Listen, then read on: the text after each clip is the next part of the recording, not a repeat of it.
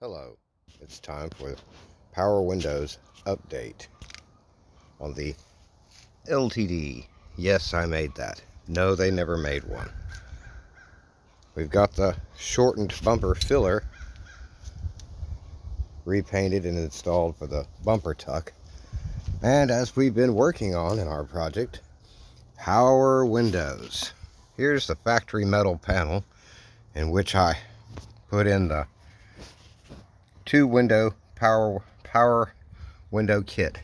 I used PEX pipe to go in between the door jamb, and that's at such an angle that it doesn't even slide or move. It's very nice. The harness plugs right into the fuse board, so you can put the key in the backward position or forward and they light up red. Let's try them, shall we?